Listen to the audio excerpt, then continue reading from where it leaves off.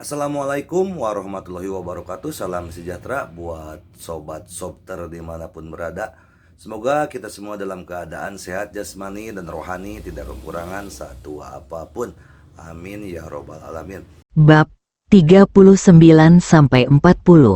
Setelah waktu yang tidak diketahui, Ye Guan perlahan membuka matanya, merasa sedikit pusing. Transmisi kali ini memakan waktu agak lama. Setelah beberapa saat, Ye melihat sekeliling. Saat ini, di depannya ada sungai dengan air jernih.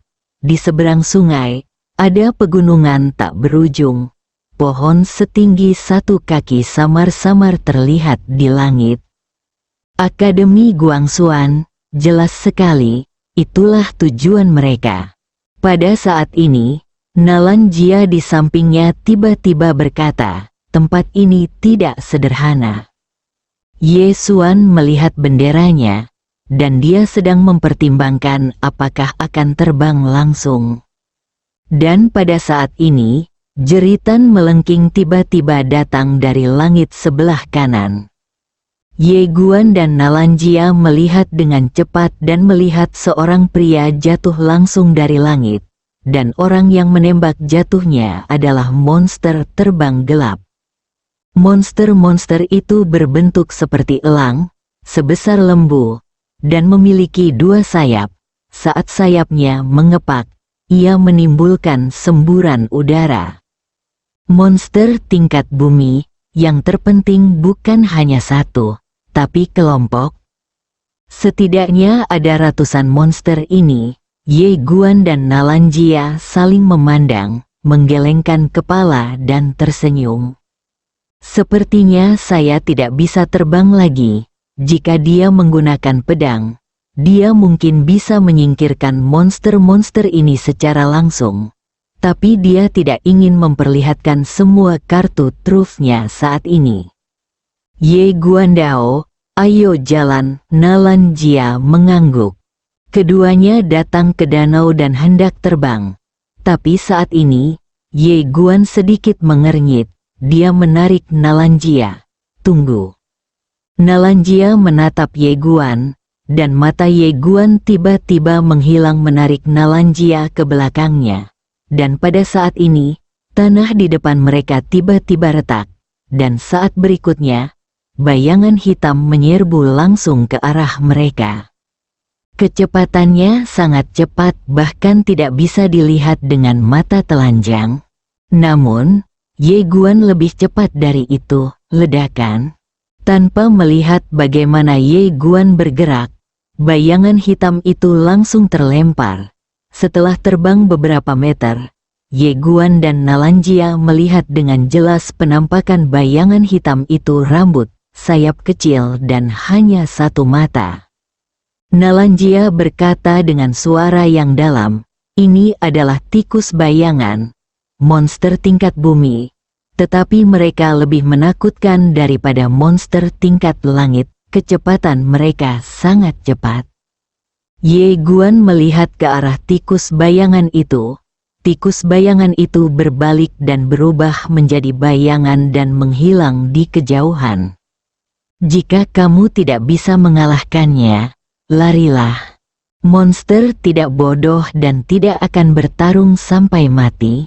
Ye Guan berkata dengan sungguh-sungguh, kamu benar-benar tidak boleh gegabah. Sebelumnya, dia merasa bahwa dengan kekuatannya saat ini, dia seharusnya bisa berjalan menyamping di tempat ini. Ide ini masih tidak bisa diterima, karena dengan pemikiran seperti ini, tanpa disadari akan muncul rasa hina di dalam hati. Saat singa melawan kelinci, kamu harus menggunakan seluruh kekuatanmu. Nalan Jia berkata dengan suara yang dalam, monster di sini kemungkinan besar berasal dari tingkat bumi. Ye Guan berkata, pasti ada banyak tingkat surga. Ye Guan berkata dengan suara yang dalam, aku tidak tahu di mana Xiao Ge dan Sun Xiong sekarang. Nalan Jia berkata, ayo pergi, aku berharap bisa bertemu mereka. Segera, Keduanya memasuki pegunungan yang luas. Setelah memasuki hutan lebat, Ye Guan segera mengerutkan kening. Hutan lebat ini sunyi dan sangat sunyi. Ye Guan berhenti dan melihat sekeliling. Tiba-tiba, di atas kepalanya, seekor ular hijau yang panjangnya lebih dari 10 kaki menerkam. Ular hijau itu berhenti beberapa inci dari kepalanya.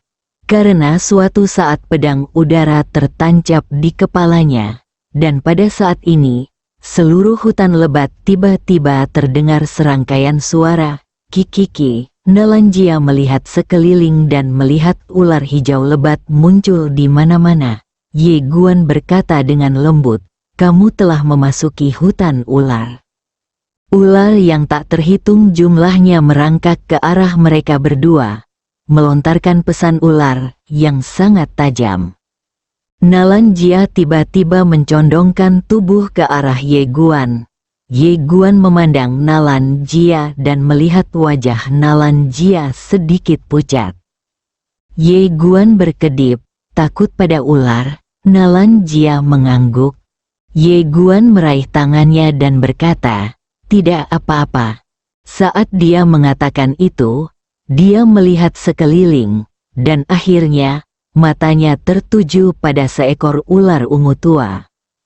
Melihat Ye Guan, ular ungu tua itu tiba-tiba mengeluarkan suara aneh, dan saat berikutnya, semua ular di lapangan bergegas menuju Ye Guan dan Nalanjia seperti orang gila. Pada saat ini, Ye Guan tiba-tiba mematahkan cabang di sebelahnya. Dan saat berikutnya, dia mendengar suara "so", dan cabang itu langsung mengenai kepala ular ungu tua itu.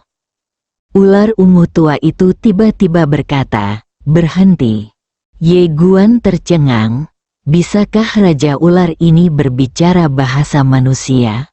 Raja Ular menatap Ye Guan, "Kalian pergi ke sana." Ia tahu bahwa manusia di depannya sedang menunjukkan belas kasihan, cabang tadi sudah cukup untuk membunuhnya. Saat suara Raja Ular turun, ular di depan Ye Guan dan Nalanjia tiba-tiba menyebar ke kedua sisi. Kamu melirik Raja Ular, lalu menarik Nalanjia dan pergi. Seolah memikirkan sesuatu, Ye Guan tiba-tiba berhenti. Dia menoleh untuk melihat ke arah Raja Ular, dan kemudian berkata, "Apakah ada sesuatu yang berbahaya di depan?" Raja Ular menatapnya tanpa berbicara. Ye Guan membuka telapak tangannya, dan cincinnya melayang di depan Raja Ular. Di dalam cincinnya, ada 1000 kristal emas. Raja Ular melirik ke arah Naji, lalu berkata, "Beri aku 1000 kristal emas lagi, dan aku akan membiarkan adikku membawamu ke jalan yang aman." Setelah Ye Guan terdiam beberapa saat, dia berkata, "Masih bisakah kamu bermain seperti ini?" Raja Ular dengan tenang berkata, "Jika kamu bisa mengalahkanku, aku akan melawanmu. Jika kamu tidak bisa mengalahkanku, aku akan mencari cara lain untuk menghasilkan uang." Mengangguk, tidak masalah. Dia awalnya mengira bahwa pikiran monster itu mungkin tidak terlalu bagus. Ye Guan memberi cincin pada Raja Ular. Saat ini, seekor ular kecil terbang di depan Ye Guan dan Nalanjia. Raja Ular berkata, "Ikuti." Ye Guan mengangguk, "Oke." Begitu saja, Ye Guan dan Nalanjia mengikuti ular kecil itu dan menghilang jauh ke dalam hutan lebat. Sepanjang jalan, Ye Guan dan Nalanjia berhasil menghindari wilayah banyak monster dan mengurangi terlalu banyak masalah. Monster memiliki rasa wilayah yang sangat kuat. Seringkali, jika Anda mengganggu wilayah mereka, baik sengaja maupun tidak, hal itu akan dianggap sebagai provokasi. Dan dengan ular kecil ini yang memimpin, mereka mengurangi banyak masalah. Tidak lama kemudian, Ye Guan dan Nalanjia dipimpin oleh ular kecil itu sampai di sebuah ngarai. Di kedua sisi ngarai ada dua gunung setinggi ribuan kaki. Namun saat ini, ular kecil itu berhenti. Ye Guan dan Nalanjia memandangi ular kecil itu, dan ular kecil itu berkata, "Di depanmu adalah wilayah klan beruang bumi. Kami, klan ular, selalu menjadi musuh bebuyutan mereka. Jika mereka mencium bau napasku, mereka pasti akan bertarung denganmu. Jadi, kamu harus berjalan sepanjang sisa perjalanan." Ye Guan mengangguk sedikit, membuka telapak tangannya, dan melayangkan naji di depan ular kecil itu, tersenyum, "Terima kasih." Ular kecil itu melirik naji, ada 100 kristal emas di dalamnya. Ular kecil itu berkedip, lalu berkata, "Raja beruang bumi itu juga belajar di Akademi Guangxuan. Dia terutama menyukai etika kemanusiaanmu. Jika kamu lebih sopan, itu mungkin tidak membuatmu malu." Ye Guan berkata sambil tersenyum, "Terima kasih." Ular kecil itu tersenyum dan berkata, "Terima kasih atas tipnya." Setelah mengatakan itu, ia melepaskan cincin itu lalu berbalik dan menghilang dari pandangan keduanya. Ye Guan dan Nalanjia saling memandang, menggelengkan kepala dan tersenyum. Nalanjia tersenyum dan berkata, "Tiba-tiba, aku merasa ular tidak lagi menakutkan." Ye Guan tersenyum dan berkata, "Memang," Nalanjia berkata dengan lembut, "sekarang monster, manusia, dan ratusan ras lainnya dapat hidup dalam damai. Kita harus berterima kasih kepada ahli pedang manusia saat itu. Dialah yang menyatukan seluruh alam semesta, memungkinkan ratusan ras hidup dalam damai, dan mendirikan tatanan baru. Kalau tidak, aku tidak tahu betapa kacaunya dunia ini."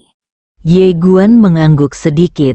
Setelah bergabung dengan akademi, dia juga membaca banyak tentang master pedang di dunia.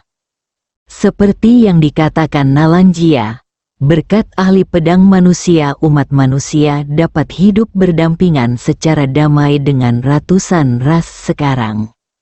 Dia sendirian menyatukan ratusan suku, setiap klan harus mematuhi Guangxuan Dharma. Meskipun masih ada konflik antar Master Pavilion di beberapa tempat, pertempuran skala besar belum pernah ditemukan. Seolah memikirkan sesuatu, Ye Guan tiba-tiba bertanya dalam hatinya, "Tuan Ta, apakah Anda mengenal Master Pedang di dunia?" "Yang saya maksud adalah jenis kenalan yang Anda kenal dia dan dia mengenal Anda setelah beberapa saat." "Diam," Xiao Ta berkata. "Kami saling kenal." Ye Guan berkata dengan penuh semangat, "Tuan Ta, kamu benar-benar bertemu dengan ahli pedang di dunia. Kamu sangat hebat, Xiao Ta." Ye Guan berkata lagi, "Guru, mengapa Anda tidak setuju saya menjadi pejuang tiada taraf seperti ahli pedang manusia?" Xiao Ta berkata, "Maksud saya, Anda harus meluangkan waktu dan jangan membidik terlalu tinggi." "Apakah Anda mengerti?" Guan mengangguk, "Dimengerti."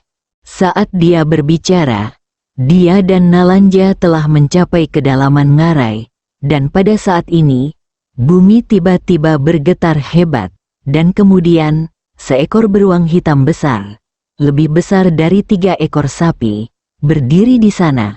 Itu memberi orang rasa penindasan yang tak terlihat. Monster tingkat surga, ekspresi Ye Guan menjadi serius. Alasan kehikmatannya adalah karena tidak hanya ada satu beruang, tetapi ratusan beruang. Ratusan beruang, meskipun beberapa beruang tidak memiliki level yang terlalu tinggi, bahkan dia tidak dapat menahan serangan ini. Monster suka berkumpul dalam kelompok. Ye Guan menarik kembali pikirannya, dan kemudian membungkuk kepada beruang hitam besar. Saya tidak sengaja memasuki tanah yang berharga, mohon maafkan saya. Di samping beruang hitam besar di Bimilo, seekor beruang hitam tiba-tiba meraung, "Manusia!" Beruang hitam besar itu berbalik dan menamparnya. Bentak, beruang hitam itu ditembak beberapa meter jauhnya. Beruang-beruang itu tercengang. Beruang hitam besar itu berkata dengan dingin, "Mengapa kamu mengaum? Bukankah aku yang mengajarimu? Bersikaplah sopan. Bersikaplah sopan, bersikap sopan, Ye Guan." Nalan Jia tidak bisa menahan tawa. Ye Guan tersenyum sedikit. Dikatakan bahwa Raja Beruang mengetahui buku itu dan sopan. Ketika saya melihatnya hari ini, itu memang pantas. Beruang hitam besar itu berkedip. Semua orang di luar tahu bahwa saya Tahu tentang aku. Ye Guan mengangguk, "Ya." Beruang hitam besar berkata sambil tersenyum, "Itu semua adalah nama palsu, nama palsu." Ye Guan tersenyum sedikit, dan dia mengeluarkan sebuah buku kuno yang dibawanya dan menyerahkannya kepada Raja Xiong. "Raja Xiong, buku ini dari koleksi Akademi Guangxuan. Seni bela diri dan seni bela diri ditinggalkan oleh ahli pedang di dunia saat itu. Setelah membacanya, saya mendapat banyak manfaat. Saya melewati tempat Anda hari ini dan bertemu dengan Raja Beruang, jadi saya memberikannya kepada Raja Beruang." Mendengar ini, beruang hitam besar segera mengambilnya. Buku kuno ini lalu berkata, "Manusia. Oh, tuan muda ini, kamu sangat sopan." Setelah mengatakan itu, dia segera mengeluarkan ramuan batin tingkat surga dan menyerahkannya kepada Ye Guan. "Ayo, tapi jangan pergi. Itu tidak sopan, terimalah ramuan batin surgawi ini." Melihat ramuan surgawi di depannya, Ye Guan terdiam. Ini terlalu berharga, sebuah buku yang ditukar dengan ramuan batin tingkat surga. Ye Guan menggelengkan kepalanya sedikit dan menolak. "Raja Beruang, ramuan ini terlalu berharga." Beruang hitam besar itu tersenyum dan berkata, "Kamu tidak menginginkannya?" Ye Guan menggelengkan kepalanya, "Memberikan buku itu adalah niatku, dan Raja Xiong, kamu memiliki hati yang seperti itu. Ramuan itu terlalu berharga. Jika saya benar-benar menerimanya, itu akan terlalu tidak bermoral." Meskipun dia juga sangat tergoda, bagaimanapun juga ramuan batin tingkat surga sangat berharga uang, tetapi intinya dalam hidup mengatakan kepadanya bahwa itu agak murah, jadi dia tidak menginginkannya. Setelah beruang hitam besar itu memandang Ye Guan sejenak, dia tersenyum dan berkata, "Manusia, kamu sedikit berbeda. Kamu tidak memperlakukanku seperti orang bodoh seperti yang lain." Beruang hitam besar itu tiba-tiba tertawa dan berkata, "Saya menerima buku Anda ini." Saat dia mengatakan itu, dia mengangkat cakarnya dan berkata, "Lepaskan." Mendengar ini, monster beruang di belakangnya segera berpisah ke kedua sisi. Ye Guan mengepalkan tinjunya dan berkata, "Terima kasih." Setelah mengatakan itu, dia membawa Nalan Jia dan pergi. Pada saat ini, beruang hitam besar tiba-tiba berkata, "Manusia." Ye Guan berbalik dan melihat ke arah beruang hitam besar itu. Beruang hitam besar itu tersenyum dan berkata, "Di depanmu adalah klan serigala setan langit. Jika kamu tidak ingin mendapat terlalu banyak masalah, kamu dapat memilih untuk mengambil jalan memutar kecil untuk menghindarinya." Ye Guan tersenyum sedikit, "Terima kasih." Ketika keduanya pergi, Nalan Jia berbalik dan melirik, dan dia melihat selusin manusia mayat di sudut belakang batu. Melihat pemandangan ini, Nalanjia sedikit mengernyit. Setelah Ye Guan dan Nalanjia pergi, seekor beruang hitam di sebelah Raja Beruang tiba-tiba berkata, "Raja Beruang, mengapa kamu membiarkan mereka pergi?" Beruang hitam besar itu melihat ke kejauhan, meskipun orang ini juga ingin menggunakan trik untuk mendapatkannya melalui ini, tapi dia tidak seperti yang lain, dia tidak benar-benar menganggapku bodoh. Beruang hitam berkata dengan sungguh-sungguh, "Itukah alasannya?" Beruang hitam besar berkata dengan tenang, "Di depan seluruh kelompok kita, dia tidak memiliki rasa takut sedikit pun, tapi berbicara dengan tenang." Ziruo, jika orang seperti ini tidak memiliki kartu truf, aku tidak akan mempercayainya. Kalau begitu, daripada mengambil risiko bertengkar dengannya, mengapa tidak mencari cara lain dan menjalin hubungan yang baik bersamanya untuk masa depan? Katanya. Dia menatap beruang hitam itu, lalu berkata, "Apakah kamu manusia atau beruang? Kamu harus belajar memahami keadaan saat ini, memperhatikan tindakan orang, dan tidak gegabah atau memulai berkelahi tanpa berpikir." Beruang hitam itu mengangguk, "Sederhananya, jika kamu bisa mengalahkanku, bertarunglah. Jika kamu merasa tidak bisa, berteman saja, kan?" Beruang hitam besar itu tertawa, "Kamu bisa mengajariku." Setelah Ye Guan dan Nalanjia meninggalkan ngarai, mereka mengikuti saran Raja Beruang dan menuju ke arah lain. Berjalan ke sisi lain. Pergi berkeliling. Nalanjia tiba-tiba berkata, "Raja Beruang itu juga tidak sederhana." Ye Guan tersenyum dan berkata, "Bagaimana dia bisa menjadi orang biasa menjadi raja sebuah klan?" Nalanjia melirik Ye Guan dan berkata sambil tersenyum, "Saya pikir kamu akan menerima ramuan batin pada awalnya." Petik 2. Tapi Ye Guan menolak. Ye Guan menggelengkan kepalanya, "Kebanyakan dari mereka yang rakus akan keuntungan kecil akan kehilangan lebih banyak, dan hal semacam ini agak tidak bermoral." Nalanjia mengangguk sedikit, "Memang. Aku tidak tahu apa itu Xiao Ge dan Xiao Ge. Apa yang terjadi dengan Sun Xiong dan yang lainnya sekarang?" Dia masih sedikit khawatir. Ada lebih banyak monster surgawi di tempat ini daripada yang dia kira, dan sebagian besar monster ini masih hidup dalam kelompok. Jika Anda bertemu sekelompok monster seperti itu, Anda akan benar-benar putus asa. Bahkan jika dia dikepung oleh lebih dari 100 beruang, dia tidak punya pilihan selain melarikan diri. Dia tidak takut dengan pertarungan tunggal, tapi dia masih sedikit takut dengan pertarungan kelompok.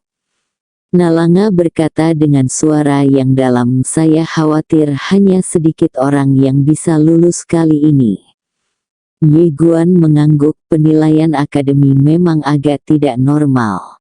Nalanjia menggelengkan kepalanya, "Sejauh yang saya tahu, Tiongkok dunia tengah standar rekrutmennya bahkan lebih mengerikan." Ye Guan sedikit penasaran, "Apa maksudmu?" Nalanjia memandang Ye Guan, "Tahukah kamu berapa banyak orang yang akan mereka terima di alam atas ini?" Ye Guan menggelengkan kepalanya. Nalanjia berkata dengan suara yang dalam, "1."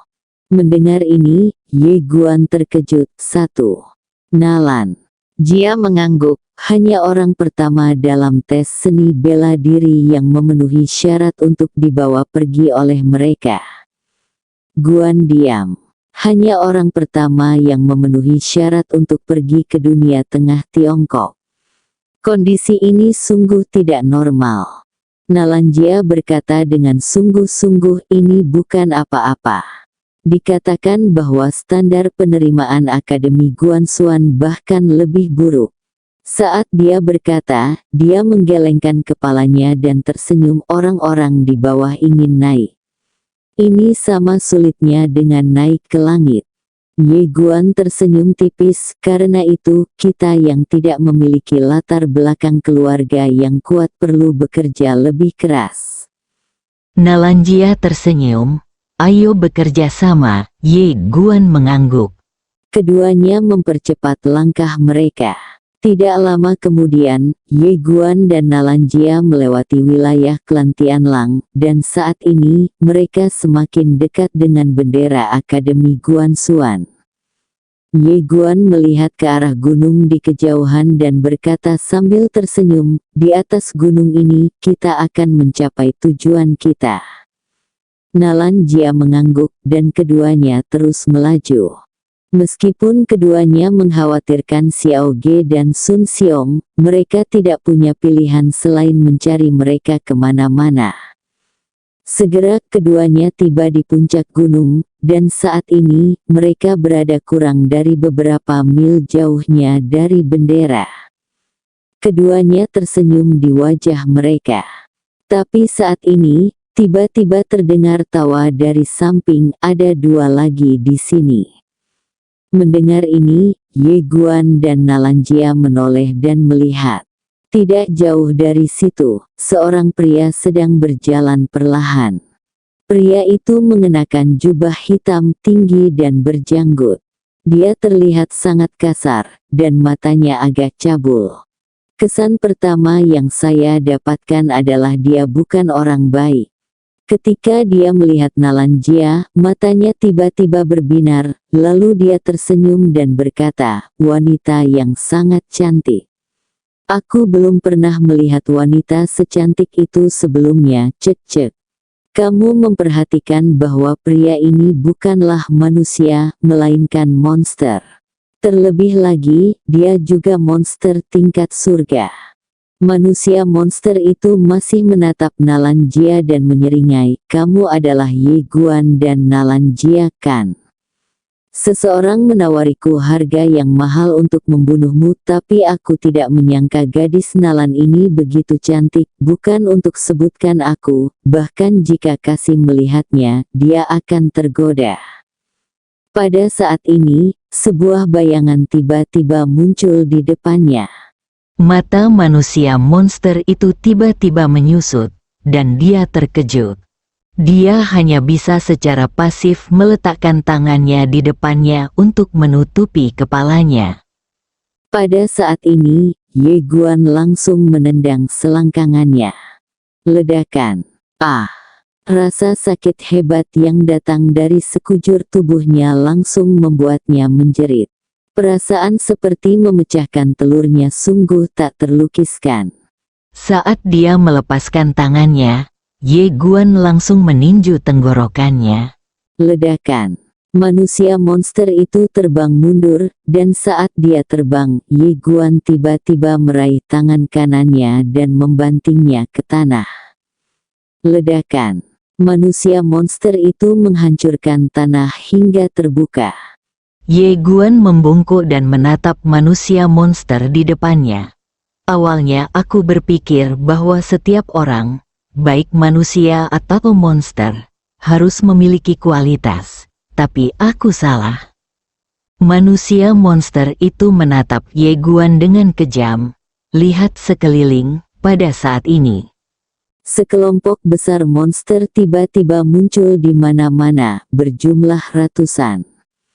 Pria monster itu berkata sambil tersenyum garang, jika aku mati, wanita yang kamu suka akan diinjak-injak 10.000 kali oleh suku monster barbar kita.